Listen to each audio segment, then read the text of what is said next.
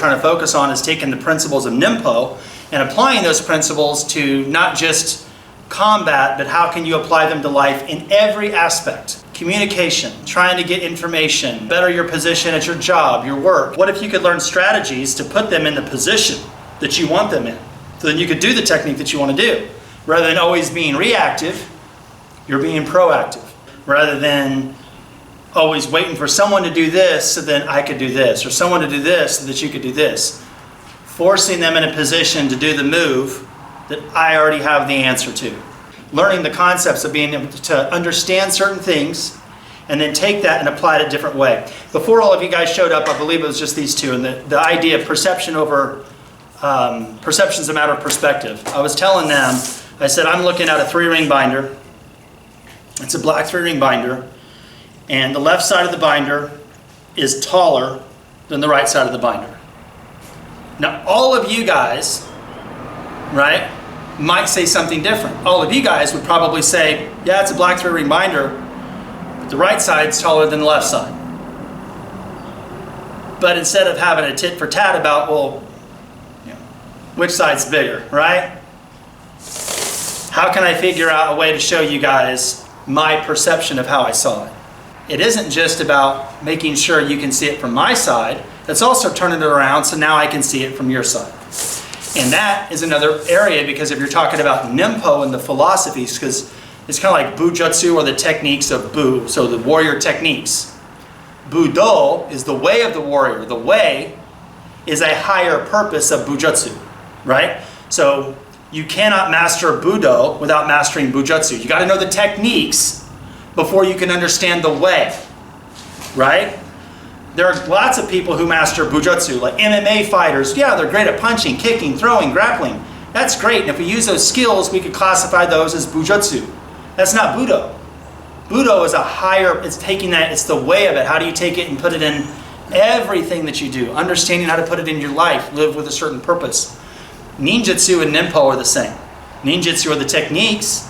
Ninpo is how do you take those laws or principles and make it a higher purpose, right? And sometimes that's learning how to get somebody to see it from a different perspective, or to understand why are they seeing it a certain way, or how can I get this person to move in a certain way so I could do this. It isn't just, well, what did you say? Well, I say this. What did you say? I said this. That's sparring. It doesn't matter what religion or spiritual path or martial arts or all those kind of things. Everyone has some sort of old book, old scroll, old doctrine, old whatever it is, Zen cones, and you always go back, they want you to go back and read them, not because you got to read them again, it's because this one thing that you get is life, and that life gives you experience. And the older you get, let's say you read this quote that I'm going to read today, and you read it 5 years ago. 5 years ago, you've had a lot of experience in life for the last 5 years. You read it again, it's going to mean something totally different, because you have a different experience, you have more perception to get to the quotes.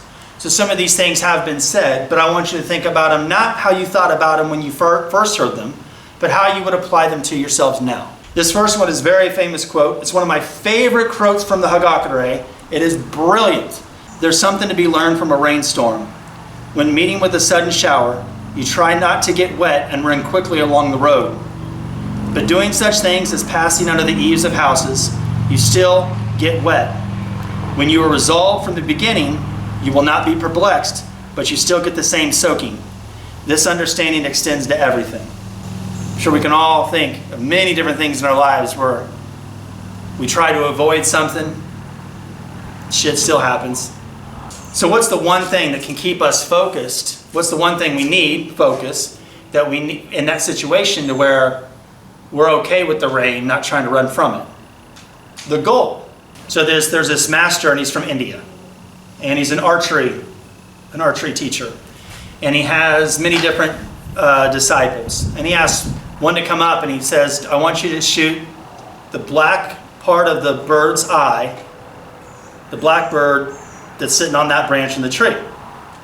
So he gives the bow to this guy, and he comes up, and he says, do you see the tree? And he says, yes. Do you see the branch? And he says, yes. He says, do you see the bird? And he says, yes. And he goes, okay.